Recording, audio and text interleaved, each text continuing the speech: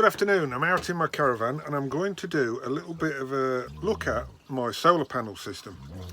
People say, how do you keep your battery truck when you're not plugged into the electric hookup? Well, you use a solar panel. That's a simple way. Some people say, I get a generator. Yes, a generator will give you more power and you'll most likely be able to plug it straight in and use your 240 and everything with, I don't know, whatever kilowatt generator, but they're not very friendly, and a lot of small sites won't allow them in any road. So your best bet is to forget really about the 240 volt and just use everything you've got on alternative methods. I'm going to show you. Right, let me show you the solar panel that we've got. Okay. Right, I've got my head out of the hatch and I'm showing you the solar panel that we've got on top of our roof. It's a 150 watt solar panel. It's glued down, well the feet are glued down with Silkaflex 512. Okay, you can probably see underneath the electrics. Put it underneath to get a bit of protection. That's all glued down and sealed. So what you do is you've got a positive and negative that comes out of the solar panel through the roof. You have to drill a hole in the roof and seal it and everything. I've never had a problem with it. It's quite simple and it comes through the roof and into a controller. I'll show you that now. Right, it comes through the roof here, as you can see. Through that gap, as you can see, down here and into a controller. This is a cheap controller. They say to have MTPP controllers or whatever. Yes, they are better, and if you want to go a little bit further with solar energy, then yeah, I would get them. They are a lot better controllers. Now, what this is showing is it's showing here panel to battery fully charged, and it's telling the voltage that's going to the battery, 13.6, 30.7, 8 volt. That's what should be going into your battery. It's a nice sunny day, so it's working fine. That is not showing what the voltage of the battery is, okay? It's showing the voltage going into the battery and the voltage available, okay? It has two USB ports that we use for charging phones on. So what happens is the wires come in and then two wires come out of the controller down here and into the battery box. So that's basically our solar panel, and that keeps the battery topped up. As you can see, 13.7 volts available, so it's going into the thing. If I was to turn off or disconnect the solar panel, you'll find the battery is 12.8, 12.9 volts. In other words, fully charged battery. And that's at nights. When there is no dark, it will go down to about 12.4, which is about 50%. And that's when we're charging phones and all sorts of things, and the lights are on and whatever. That's what it'll do. Excuse the audience that's just turned up. We're actually out on a site at the moment and enjoying the weekend. Let's show you how the other appliances work, okay?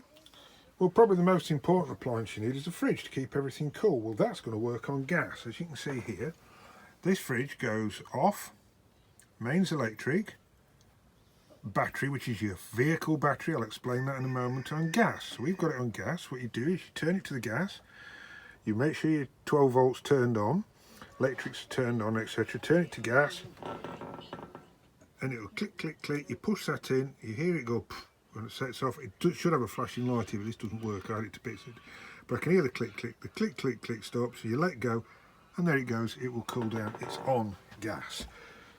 Okay. The other is hot water. Well, here, as you can see, our boiler will work on electric, mains electric, or it works on gas. Now, it keeps going out for some reason. I'll find out why. I'm not quite sure. It could be something blowing in the back, but I'll have a look at that. So that's a hot water that just works on gas underneath there. So you put your hot water on gas. Well, I found out what the problem was. Someone, my little grandson, had tried to help Grandad by taking the cover and putting it on here, and I saw the cover was on and I said, has anybody done this to the grandkids? And the 4-year-old said, yes, Grandad, it wanted to be on there. I said, So I tried to explain, but he accepted that it shouldn't be. Bless him, he's only trying to help me out, wasn't he? So that is one thing. If your cover's on here, it won't make the gas work, so we'll get that sorted. At least it was a simple problem. Well, that's that little problem dealt with. I wondered what was going off. Bless his little heart. Right, so what I'm going to talk about is electrics. The only electricity that you're going to use really effectively is your 12 volt. Now bear in mind Most of your stuff, your lights will all be on 12 volt. Your igniters are all on 12 volt, okay? So, and you can charge your phones and things off the 12 volt. I'll show you how you can do that. The 240 volt is a different kettle of fish if you want to use it. Okay, and I'll explain. Right, your lights, you can see there I've got an LED bulb in there. Now those LED bayonet bulbs, you need to reverse the polarity because the positive is on the outside and the negative is on the middle bit, not the other way around like an ordinary bulbs. I've put LED bulbs in here which are called G5 little push-in bulbs. They go into there. I've also put them in these little lights here, excuse me, they're underneath all the kelter. This is the 40-year-old's bed, and here, and here, and here, and also up there we've got LED in, so when it comes on it uses a hell of a lot less electricity.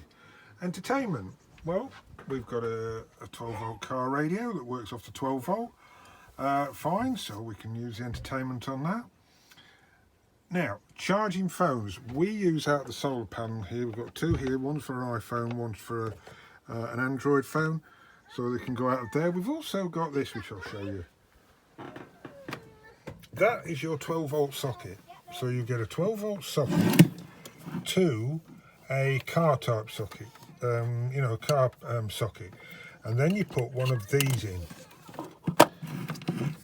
a multi thing for the car. So you've got car sockets in there, you've got USBs on there, and you can charge your phones off there. And as you can see, because we've got the solar panel, it's banged right up because there's 13.8 volts available, okay? Even though I've also got a charger that we're charging up as well, a charger bank, okay? Your best bet for charging phones is to charge them during the day or charge them in your car when you're driving along, because you'll find that overnight, obviously you've got no power going in, so you're draining off your battery. It will do it, it'll charge an iPhone, it'll charge an iPhone 11, and it'll charge a Samsung A71. Overnight, not a problem, and the next morning starts picking up. But it's best to do it like during the day. Put your phones on charge during the day if you're just kicking around, or use them in your car, on your car charger, and keep your phone charged up. So at night, if your phone's up to about 60%, you haven't got much to charge on your battery itself, okay? Right, 240 volt. In order to do 240 volt, you need an inverter that converts 12 volts to 240 volts. I'll show you how we've got the availability if we want for our TV. Our TV is a standard, smallish smart TV. It runs on about 50 watts, 240 volt. I got given it, so there's no point spending £200 on a 12 volt TV. I'm not bothered. We don't hardly watch this. Might do occasionally, but not very often. Okay. So I'll show you how we can get 240 if we need. Oh, thank you. Oh, that's nice of him, isn't it? He did drop it. Thank you. It's a nice little thing. Oh, and the other grandson's brought me something. Thank you. I've also got some for Nana. They're for Nana, are they? You're going to take those for Nana. Okay. Ah, bless them. Oh, look, looks like they've been playing and tidying up again. Never mind. Right, what we've got under the bunk here is I've got a junction box. It's basically, actually, because it's 12 volt, it's just two bolts in there, which are insulated underneath onto the floor, and it's a rubber floor, so it's insulated. Where the main battery comes in from the battery through a fuse and goes into here, okay? And then we've got two wires going from the solar panel and two wires for the 12 volt supply to the Caravan. Then we've got two wires coming out to an inverter. So what we've got is one wire, the positive wire, goes to here, a isolation switch, okay? So you can turn it off, which it normally is. And the negative goes to it, and then plugged into it is a little extension that comes out to plug the TV in. So that will give us 1500 watt. It's not pure sine, but it's fine for anything up to about 50 watts. Don't try and put heating stuff on it because it won't take it. Okay. So if we're off grid and I turn on the inverter, this is the only socket that we can use. I'll demonstrate for you now. Right, I've plugged the TV in normally. Okay, we've got the aerial that's outside there. Normally works with it. We'll just see forever. I haven't had it on here today because we're not being bothered. I'm only going to do this for demonstration purposes. So let's have a look, shall we? So there's the TV plugged in there. We've got it plugged into the inverter. We just turn the switch. That should be the switch on. Now we should be able to turn it on.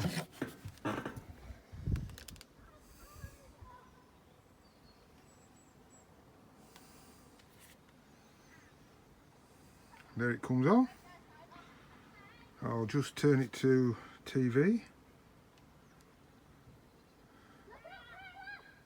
It might need a channel, no signal. We might not have a signal down here. So what you need to do when you do get this, is when you get them, is you need to go onto your menu, set up on this one.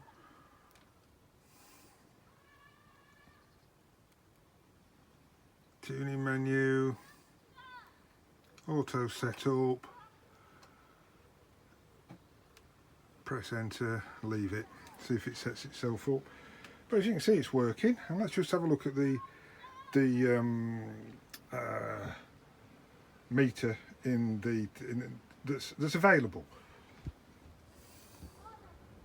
Lo and behold, it's the same. It's not even touching it.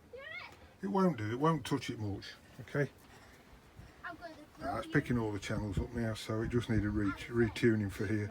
It's because we're down in a dip, but we've picked some up. Let's see if it carries on. So we'll just leave that to set up. This is what you have to do anytime, even if you're on EHU, on mains electric, you need to set your telly up usually. I've often got away with it in places, but usually you have to retune your telly, and that's all you do, just retune it, and it should pick up the channels in the area where you are. Right, so while that's doing it, so how are you going to get a cuppa when you've normally got your electric kettle? Well, you wouldn't use that because it's heat, you wouldn't use it on your inverter. What you would use is a simple camping kettle. Okay, they just go on top of the stove, simple as that. Now you would say to yourself, oh, this is using a lot of gas. Yes, it can do, especially in the winter when you've got the gas fire going. We'll use quite a lot of gas, but I'm going to show you how we've got away with it. Right, this will really be boring if I sit and watch snooker, won't it? But there you go, it just proves it's working on the inverter, no problem. It's not pulling much at all. I think it's crackling a bit, so I don't think the signal's too good down here. So, to cure our gas problem and get much, I got one of these, a 19 kilogram. I was lucky enough to be given an empty one and took this to fill. Now, the 6 kilogram ones, right, are £25 a piece, just replacement. So if you were to say 3 6 is 18, that's 19 kilograms, so you've got three 6 kilograms in that, plus a little bit more. That was £37. £37 replaced from Flow Gas depot itself, okay? £37 replaced. I've got 3 bottles worth in there, and even if we're normal and we're on most of the EHU, we'd use 1 bottle a year, 1 6 kilogram a year. I reckon that'll last us a couple of years. Okay, and it's half the price of the 6 kilograms. We still have the 6 kilograms inside, which we will use when we're on EHU. I won't bother carting this great everything with me. Okay, thank you. Well, it's got to night time now, and the kids are just about settling down. The 4-year-old's just fallen asleep. It's gone dark, so there's no solar panel working. Let's just have a look at what the battery says on the gauge in there, what's available. So because the solar panel's not going in, it will be actually taking a voltage from the battery. So it'll be very, very close to what the battery is. Let's have a look. So there we go, 12.8 volts. That's pretty well charged up.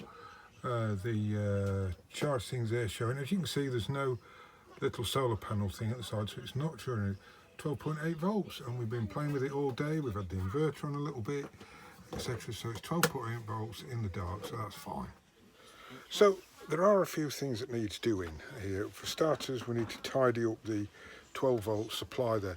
What I want to do is put some USB sockets in various places around the caravan. I need to tidy up the 240 volt from the inverter so it doesn't go across the carpet and be trip over or whatever.